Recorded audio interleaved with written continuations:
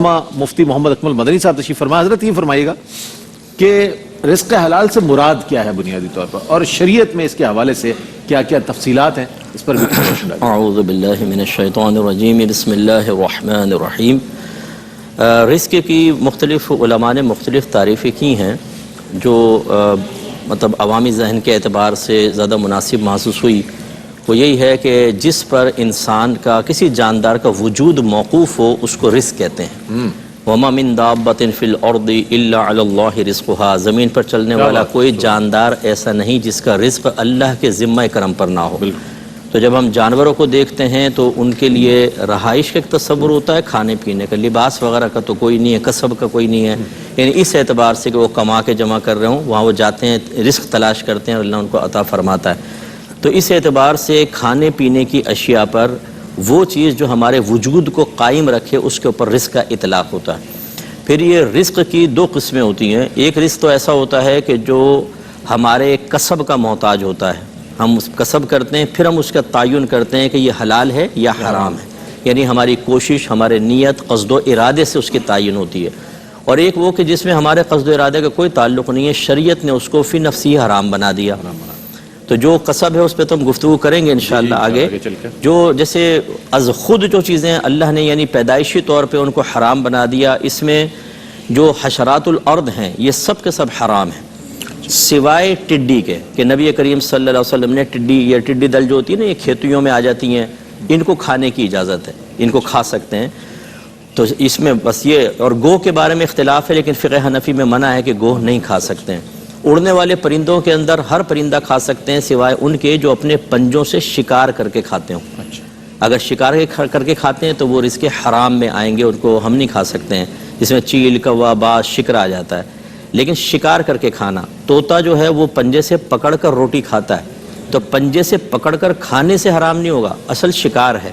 طوطا حلال ہے، چڑیا حلال ہے. کوے پر بڑی بحث ہوتی ہے. نہیں، کوا تو خیر حرام ہے، شکار کرتا ہے وہ، کوا حرام ہے.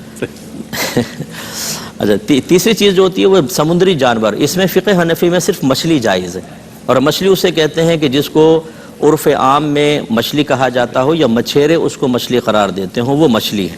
ٹھیک ہے نا، تو وہ حلال ہے. باقی تمام جو سی فوڈ ہے وہ ہمارے فقہ حنفی میں منع ہوتا ہے. زمین پہ چلنے والے جانوروں کے اندر ہر وہ جانور منع ہے جس کے کیلے ہوتے ہیں لمبے اور وہ شکار کرتا ہے پنجوں سے، اور کیلے اس کے ہوتے ہیں، یہ سب حرام ہے. اونٹ کے کیلے ہوتے ہیں، اگر نہیں دیکھا ہو تو کوئی دیکھ لے کہ لمبے لمبے کیلے ہوتے ہیں، لیکن وہ پنجے سے شکار وکار نہیں کرتا، اس لیے طیب حلال رکھا اس کو شریعت نے.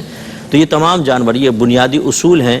اس میں اب بندر جو ہے اس کے اوپر اختلاف رکھا، لیکن بندر کو فقہ حنفی میں منع کیا گیا کیونکہ یہ بھی شکار بھی کرتے ہیں اور انسان سے مماثلت بھی ہے ان کی.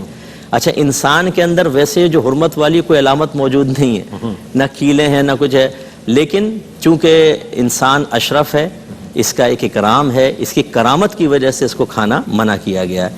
تو یہ چند اگر بنیادی اصول یاد رکھیں تو بہتر ہوگا. اللہ تعالیٰ نے ہمیں واضح طور پہ فرما دیا، یا ایھا الناس کلوا مما فی الارض حلالا طیبا. اے لوگو، اور ناس سے خطاب فرمایا، مومنین سے نہیں فرمایا. اے لوگو، زمین میں جو کچھ ہے تم کھاؤ، حلال اور طیب. ایک تو حلال ہو اور دوسرا پاکیزہ ہو. اس کا اندر بعض چیزیں ایسی ہوں گی کہ بظاہر طیب ہیں لیکن ہمارے لیے حلال نہیں بنیں گی. یہ ہو سکتا ہے کہ طیب ہوں حلال نہ ہو. جیسے نقصان دیتی چیزیں دیتی ہیں، بہت زیادہ نقصان ہوتی ہیں، تو پھر ان کا کھانا ہمارے لیے حلال نہیں رہ جاتا. یا نماز کے اندر حالت نماز میں طیب چیزیں ہیں لیکن کھانا حلال نہیں رہا اس کا. تو اس لیے اب کوشش یہ کرنی چاہیے کہ ایک تو ہے کسب کے ذریعے جو حرام بنتا ہے، اس پہ انشاءاللہ اگلے میں تھوڑے بات کلام کروں گا.